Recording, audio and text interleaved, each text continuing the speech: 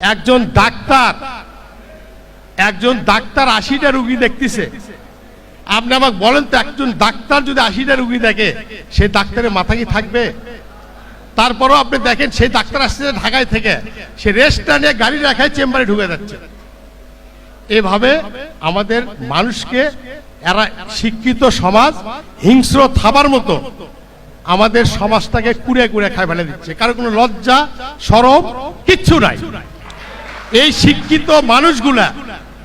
শিক্ষিত মানুষগুলা মানে আমি কি বলবো, এরা জানোয়ার বললে জানোয়ার লজ্জা পেতে পারে। সমাজের সমস্ত অর্থ লুট বলেন, সমাজ নষ্ট বলেন, শিক্ষা নষ্ট বলেন, আমাদের যত ডিপার্টমেন্ট আছে সমস্ত ডিপার্টমেন্টকে নষ্ট করছে শিক্ষিত সমাজ। আপনি আশ্চর্য হয়ে যাবেন, আমি এরকম অনেক ছেলেপেলে দেখছি যারা অফিসার চেয়ার নিয়ে বসে আছে, তারা সুন্দরগঞ্জের ছেলে। আমি বললাম যে আপনারা তো না খেয়ে স্কুল করছেন? হ্যাঁ। আমি বললাম আপনি ভাতের মধ্যে বেশি পানি খাইছেন? হ্যাঁ। আমি বললাম আপনার মা না খেয়ে আপনাকে খেলেছে? হ্যাঁ। তো ভাই, ওই দিন কথা ভুলে গেছেন? ওই দিনের কথা কি আপনারা ভুলে গেছেন? একবারও কি মনে হয় না এটা শিক্ষা প্রতিষ্ঠানের টাকা আপনারা চুরি করে খাচ্ছেন? সরকার যে ফ্যাসিলিটি গুলো দিছে সমস্ত জায়গায়, সরকার যত ফ্যাসিলিটি দিছে সমস্ত জায়গায় চোর ডাকাতে ভর্তি হয়ে গেছে। সরকার যদি আমাদের জনগণের জন্য ১০০ টাকা পাঠায়, আলটিমেট জনগণ পায় 10 টাকা, আর এই 90 টাকা বিভিন্ন অফিস আদালতে শেষ হয়ে যাচ্ছে, দুমড়ে শেষ হয়ে যাচ্ছে। এই জায়গা থেকে আমরা যদি না বাড়াই, আপনি শিক্ষিত হয়ে কি করবেন? আপনি ডাক্তার হয়ে বলেন তো? আমাদের যারা মেধা, রাষ্ট্র যেখানে আপনি একটা বাচ্চাকে মেডিকেল কলেজে যদি ভর্তি করে দেন, আপনার খরচ হবে 30 লক্ষ টাকা, আর সরকারি মেডিকেলে ভর্তি করে দেন আপনার খরচ হবে 3 লক্ষ টাকা।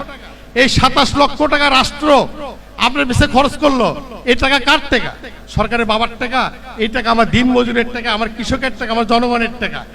এই টাকা দিয়ে যখন আপনাকে মানুষের মতো মানুষ করলো, আপনি চট করে একজনের ঘরে বিয়ে দিয়ে ছেলেকে অস্ট্রেলিয়া পাঠিয়ে দিলেন। বাহ!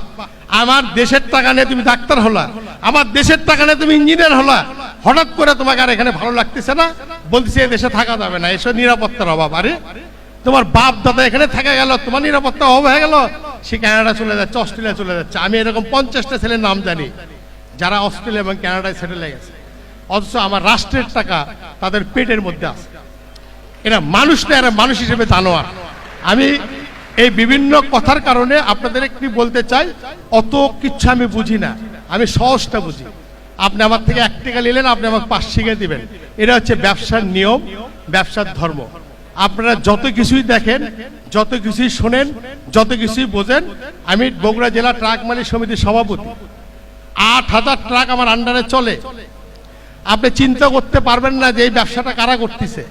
যারা স্কুল মাস্টার ছিল, রিটায়ার্ড হয়ে গেছে, হয়ে যায় ওই আপনার হাটের দিনে হাটে এসে চা খাচ্ছে, একজন ড্রাইভার তাকে বুদ্ধি দিচ্ছে একটা গাড়ি কিনেন, বসে থাকলে 60,000 টাকা চোখ বুঝে ক্যাশ পাবে। 3 দিন বলতে বলতে উনি ট্রাক কিনছে।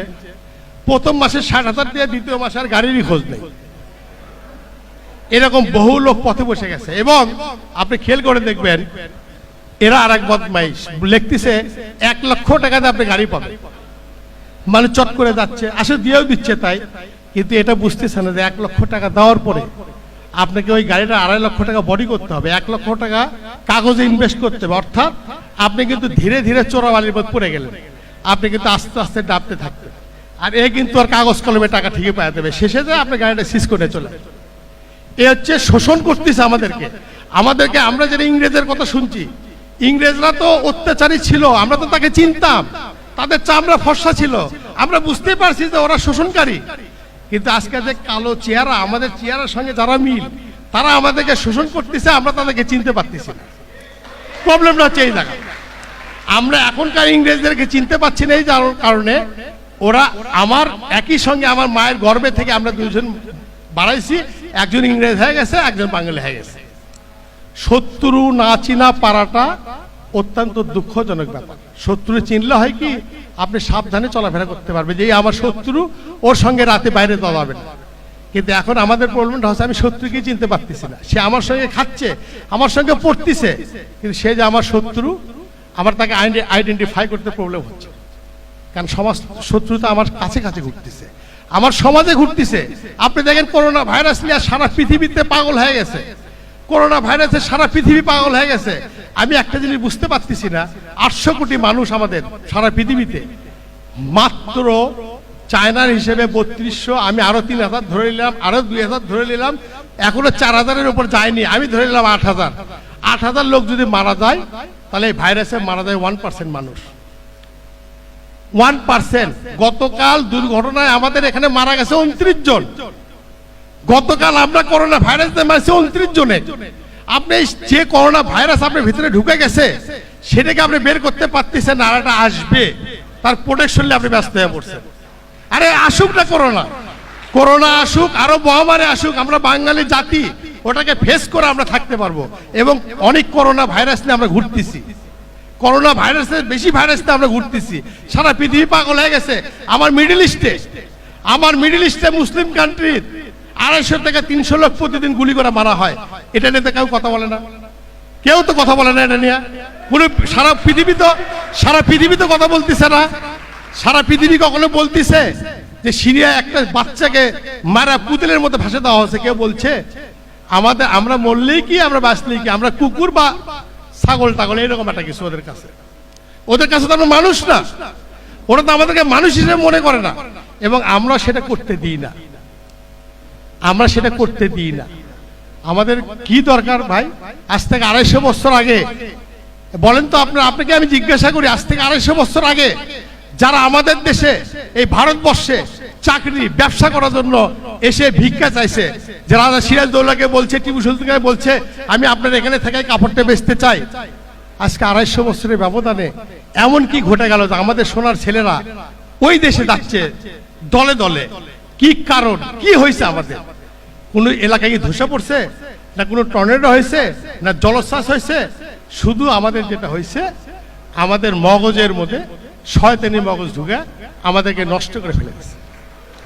আমাদের কিচ্ছু হয়নি, আমরা জমিদার, পৃথিবীর জমিদার ছিলাম। আমরা ভারতবর্ষের মানুষ এমন ছিলাম যে আমাদের কাছে ওরা সাহায্য চাইছে, সহযোগিতা চাইছে, এবং সারা পৃথিবীর জিডিপির আমরা 12% দিতাম।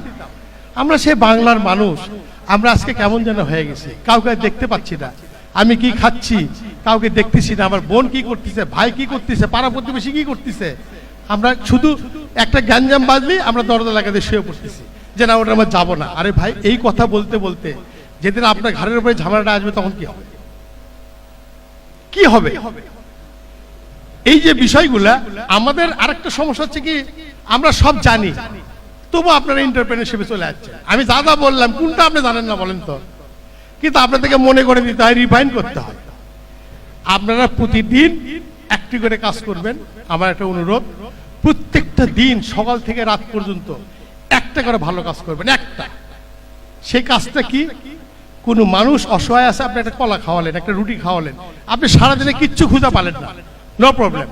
আপনাদের শাশুড়ি আছে, শ্বশুর আছে, মা আছে, বাবা আছে, একটু নারকেল তেল নিয়ে যান, একটু পানি দিয়ে মায়ের মাথায় দিয়ে দেন না, দেখেন মা আপনাকে যে দোয়া করবে ওই দোয়া পৃথিবীতে আপনি পাবেন।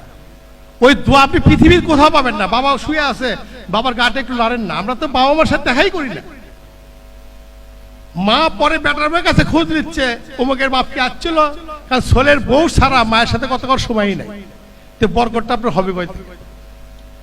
মা, এটাকে আপনারা পাবেন। আপনাদের যাদের আছে তারা এটা বুঝতে পারতেছেন, আমাদের নাই, আমরা বুঝি। মা যদি আপনি একটা মন থেকে দোয়া দেয়, আপনার কোনো এন্টারপ্রেনারশিপ ডিসিশন লাগবে না আপনার। আপনি একা একাই, আপনি যেখানে ধান ফলাবেন ওখানে যদি মায়ের বরকত থাকে আপনি 40 মণ ধান পাবেন, 35 মণ ধান পাবেন। আর যেখানে বরকত নাই সেখানে আপনি পাবেন 15 মণ।